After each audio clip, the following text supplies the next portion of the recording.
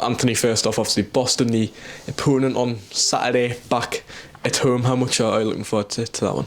Yeah, we are, because I think that we've had two really good performances in the past two games. I thought we had a good performance at home against Solihull, one that we thought we should have taken all 3 points, and it gives us another chance and opportunity to go that next step and get that win and then make the home fans happy. And I think that's really important, and to have that quick, sort of, not quick turnaround, but to have a second home game in a row, I think really helps with that. What do you think's been missing in the recent games to not get that 3 points? Several solid displays and whatnot, home and away, but not quite getting that win over the line.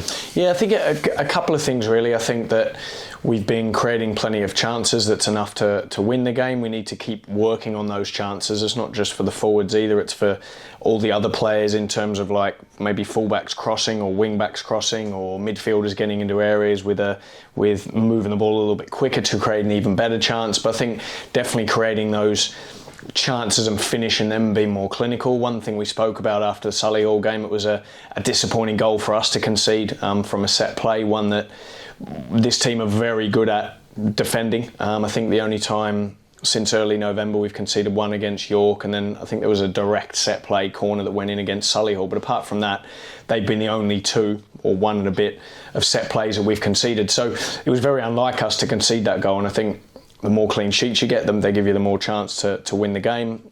I still think at 1-1 though, we should have gone on and pushed, or we did go on and push, but didn't quite get over the line to get that goal. So I think getting the ball in the back of the net, finishing our chances more, but also being really clinical and clean with our defending will help us get that result and turn it around. How have the last few days been on the training pitch? Obviously, things happening off the pitch, and last week you said it was business as usual in terms of the playing squad. Is that still very much the case? Yeah, it is so much. I mean, I think for us, as whether staff or the manager, the players, you really do have to focus on the task at hand. How we would best serve the fans and the club at the moment is by putting in a performance and winning the game on Saturday, and that's what we have to make sure that we focus on. That's what we have done. I think you could see by the performance, like we said, and the work rate and the effort and the commitment from the players against Solihull. That shows where we're at in that preparation of that week, although there was obviously a lot going on off the pitch and a lot of noise, but we are very much focused on what we're doing. It's business as usual for us, and we'll make no mistake, we'll be doing exactly the same thing and prepping as best we can to try and get that win Saturday. Yeah, 7 or 8 games to go in the season. Are you looking far ahead? Are you setting on your objectives, or is it very much just one game at a time? Yeah, it is very much looking at this weekend. We need to get the win this weekend. I think with the run of form that we're on, we haven't won for a few games now, and we want to make sure that I think sorting out that form, I think, is going to be so important. Get the win on Saturday, move on from there, and then try and win as many games between now and the end of the season.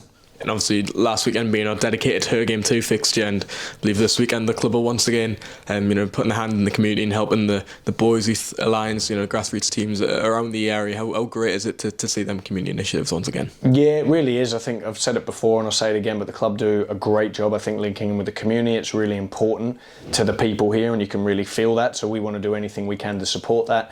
I think the grassroots football is something that everybody's gone through as a player, whether you've come from grassroots and gone into academies, or grassroots through into like the first team here, for example. I think is so important. Myself as a coach, and I know some of the staff as well, have coached in grassroots football before, and yeah, I think it's just a really good cause, one that we want to support, and hopefully we can get as many of those players and parents and everyone from the grassroots involved, the coaches as well, to come along to the game and support the good cause. And just on that, I know academy football means a lot to you. Obviously spent a large part of your coaching career within that environment, and yourself spotted at the academies game on Saturday and the 1-0 win over Grimsby. What have you made of that, and I guess how important is the academy side to your plans for the first team? Yeah, well, I thought it was a really good performance first and foremost. I thought there were some good players on show there against a decent Grimsby team as well, who I know well, and know the coaches there, so it was good to catch up and see them, but to see the performance of the youth team, they dug in towards the end of the game and got the win, which I think is good as well, to create a winning environment. But I think they do really well here producing plays. You look at the ones that are in the first team at the moment, I think they're punching well above their weight with the resources that they've got, and I think it needs to be a centrepiece here for the football club moving forward. I've always supported, and because a lot of my career has been through academy football, that I know what it's like being an academy coach if the first team manager supports the academy, which they do. We had a good initiative the other day where we had all the academy players training with the first team on Thursday. There were split groups and they worked in each group, so they were involved. Every player in the youth team did that.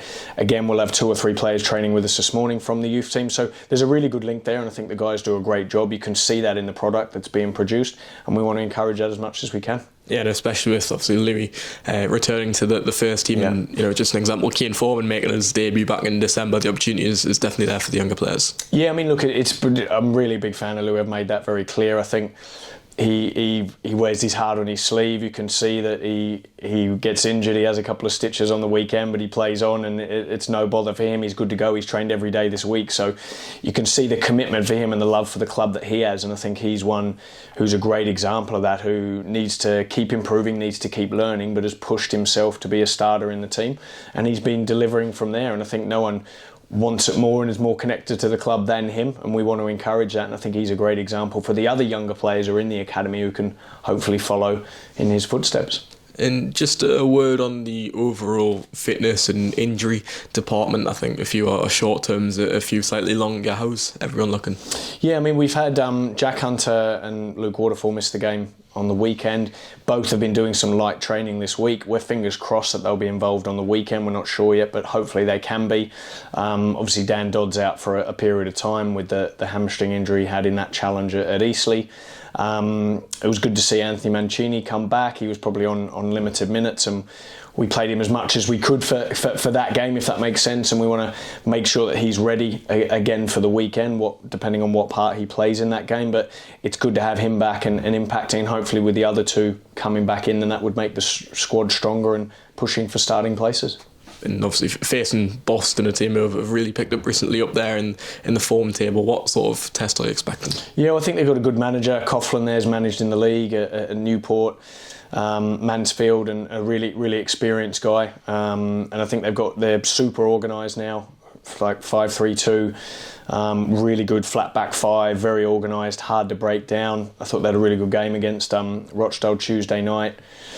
Scored from pressing in 1 goal in the final third. I think the second one was a second phase set play, and then a counter-attack goal as well. So you can see what they're about there. They're organised, they're hungry, they work ever so hard now. I think they've improved that since the start of the season. So it's going to be a very difficult test, regardless of whether you look at the league position or not. I think it's going to be a really tough game, but one we'll be ready for.